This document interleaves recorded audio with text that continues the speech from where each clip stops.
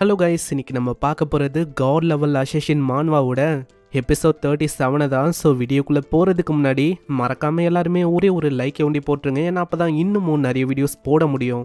அதே மாதிரி first time இப்போ தான் நம்ம சேனலை பார்க்குறீங்கன்னா சப்ஸ்கிரைப் பண்ணி பெல் ஐக்கனை அழுத்தி வச்சுக்கோங்க. ஏன்னா அப்போ தான் போகிற ஒரு வீடியோவும் உங்களை தேடி வரும். சரி வாங்க, நம்ம டைம் மிஸ் பண்ணாமல் எப்பிக்குள்ளே போகலாம். ஷேடோவால் எந்த போன ஒரு ஆளுங்களும் அங்கே டெலிபோர்ட் ஆகுறாங்க. அங்கே இருக்கிற யாருக்குமே புரியல.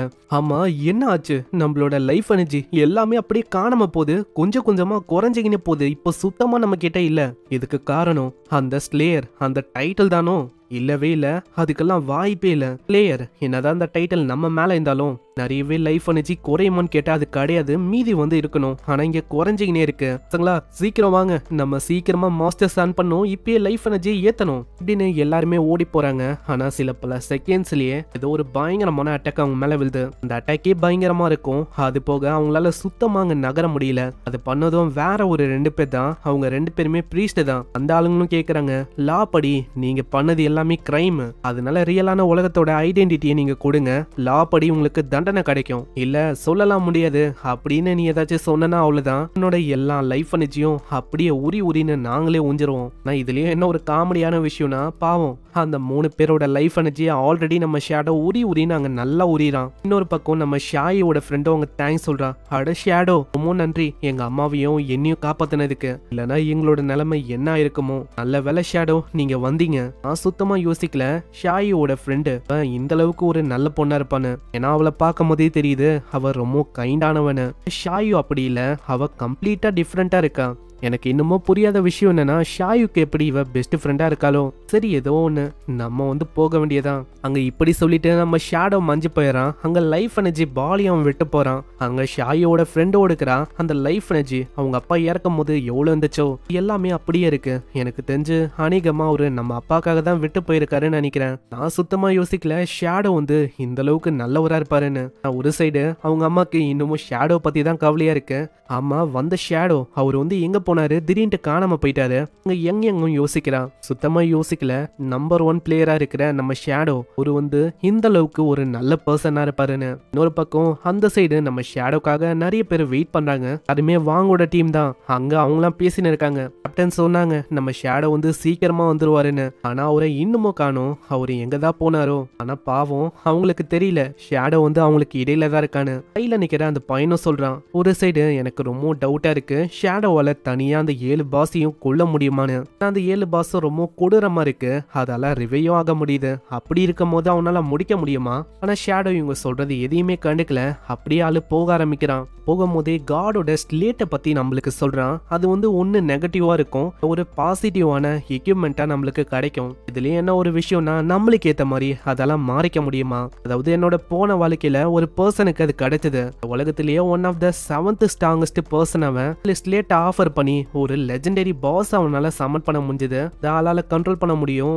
அதுவும் சும்மா பங்கமா இருக்கும். இந்த ஏன்ஷியன்ட் காடோட ஸ்லேட் இருக்குல்ல, அதுக்கு வேரியஸான எபிலிட்டியும் இருக்கு. சிம்பாலிக்கா அந்த எபிலிட்டியை பத்தி சொன்னா, அந்த சமன் செய்யற அந்த பாஸ் அதனால நம்ம ஷேடோ எப்படி மறைவா இருக்கிறான் அந்த மாதிரி இருக்க முடியும். இது நகர்ந்து போகும்போது அதோட பிரஷர் எந்த அளவுக்கு அதிகமா இருக்கும்னா, இது பக்கத்துல இருக்க ஒரு பர்சனும் இறந்து போயிடுவான். அந்த அளவுக்கு பயங்கர பிரஷரா இருக்கும். சில டைம்ஸ் இப்படியும் பவர் இருக்கலாம். அதாவது ஒரு விசாடு அவன் தூரத்துல இருந்து அந்த பாசஸை கண்ட்ரோல் பண்ணுவான். இது மூலமா என்ன ஆகும்னா, அந்த பாசஸை என்னதான் கொண்டாலும் இன்ஃபினிட்டா அதை ரிவைவ் பண்ண முடியும். அந்த அளவுக்கு பயங்கரமான எபிலிட்டிஸ் எல்லாம் இங்க இருக்குது. ஆனா ஏதோ ஒண்ணு, இப்ப என் முன்னாடி இருக்க அந்த 7 பாஸ் அதை பத்தின இன்ஃபர்மேஷனை பத்தி சொன்னா, அந்த பாஸ் ஒரு டைம் நான் கொல்லும் போதும் அது ரிவே ஆகும். ரிவே ஆகும் போது அதோட ஸ்ட்ரென்த் அது பல மடங்கு ரொம்ப அதிகமாகும். இதுதான் இப்போதைக்கு இங்க தெரிய வந்த விஷயம். ஆனா நான் இப்பவும் யோசிக்கிறேன், அங்க இருக்கிற 7 பாஸையும் அட் அ டைம்ல கொண்டுட்டா அதுக்கப்புறம் என்ன ஆகும்? ட்ரை பண்ணி பாத்துற வேண்டியதான். ஏன்னா எனக்கு ரொம்ப ஆர்வமா இருக்கு என்ன ஆகும்னு. டிவோட்டி ஃபாலோவர் வெளியில வா, இன்னும் அதை சமன் பண்ணி வர்றான். அதை வச்சே டெஸ்ட் பண்ணலாம்னு சொல்லி அதை ஏவி விட பின்னால இருந்து பயங்கரமா தாக்குது. அதோட டேமேஜும் கிட்டத்தட்ட 200க்கும் மேல போகுது. ஆனா பெருசாலாம் அந்த மாஸ்டருங்களுக்கு எதுவுமே ஆகல. அதுல இருக்க ஒரு மாஸ்டர் சும்மா தான் அப்படியே பாக்குது. இதனால அந்த டிவோட்டி ஃபாலோவருக்கு என்ன ஆச்சுன்னு தெரியல. அந்த டிவோட்டி ஃபாலோவரோட உடம்புல இருந்து ஏதோ ஒரு கருப்பான விஷயம் அப்படியே பரவ ஆரம்பிக்குது. டிவோட்டி ஃபாலோவரோட உடம்பும் அப்படியே லைஃப் எனர்ஜியா டிசால் ஆக ஆரம்பிக்குது. இந்த மாஸ்டர்ஸ் எல்லாமே லெவல் 10ல இருக்கு. அது போக இதுங்களுக்கு டேமேஜ் ரிஃப்ளெக்ஷன், அதுக்கான எந்த விதமான ஆட்ரிபியூட்டும் இல்ல. சாதாரணமான கோல்டு பாசஸை கம்பேர் பண்ணா இது உங்களோட ஸ்ட்ரென்த் பல மடங்கு ரொம்ப அதிகமா இருக்கு. சரி, நானும் தாக்கி பார்க்க வேண்டியதான். உன்னோட நைட்ரிங் பிளேட் அந்த ஸ்வாட் அவன் எடுக்கிறான். இடம் முழுக்க ஒரு கருப்பான ரேஸ் அப்படியே அதுங்களை சுத்தி பரவ ஆரம்பிக்குது. இதனால அதுங்களுக்கு பங்கமா டேமேஜ் போகுது. இதுலயும் நம்மால பாய்சன் டாட்டையும் ஏவி விட அங்க எல்லா மாஸ்டரோட நிலைமையும் ரொம்ப மோசமாகுது. அவ்வளவுதான், அந்த மாஸ்டர்ஸும் அப்படியே அழிஞ்சு அங்க லைஃப் எனர்ஜியா டிசால் ஆக ஆரம்பிக்குது. ஆனா திடீர்னு என்ன ஆச்சுன்னு தெரியல, அந்த மாஸ்டர்ஸ் அப்படியே ஸ்டாப் ஆயிடுது. இந்த இடத்துல டிசால் ஆகுற ஒரு மாஸ்டரும் அப்படியே ஒரு வித்தியாசமான ரூபத்தை எடுக்குது. ஒரு ஹியூமனாய்டு ஃபார்முக்கு போது ஏகப்பட்ட கண்ணு வாயெல்லாம் இருக்கிறதுக்கு. அப்பனா இந்த மாஸ்டரால எவ்வளவு முடியுமா? அதாவது இது வேற ஒரு ஃபேஸுக்கு போயிடுச்சா? சரி, இப்போ இந்த மாஸ்டரோட பாடி ரொம்ப ஹியூஜா இருக்கு. அது போக நீங்க நல்லா ஊத்து பார்த்தா உங்களுக்கு தெரியும், அதோட பாடியில அங்கங்க காடோட ஸ்கிரிப்ட்ஸ் அது இருக்கு.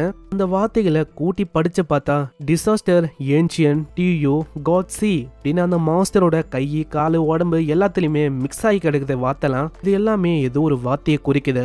அதை அரேஞ்ச் பண்ணி டிரான்ஸ்லேட் பண்ணி பார்த்தா ஏன்ஷியன் காட் ஆஃப் டிசாஸ்டர் உசட்டோபியா அப்படின்னு ஒரு பேரை நம்ம ஆளு கண்டுபிடிக்கிறான். அவ்வளவுதான், இப்போ இந்த வேர்டிங் படி நான் தாக்கணுமா என்ன?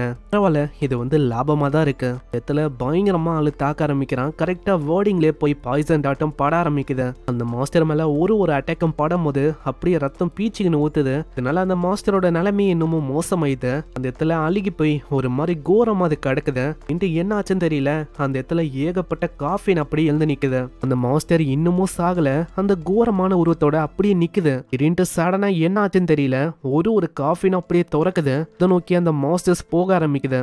அப்போனா இந்த காஃபினுக்கு ஏத்த மாதிரியே இந்த மாஸ்டர்ஸை ஒன்னுத்தையும் நான் கொல்லணுமோ? அப்போனா இதுதான் அந்த ஃபைனல் ஸ்டேஜோ?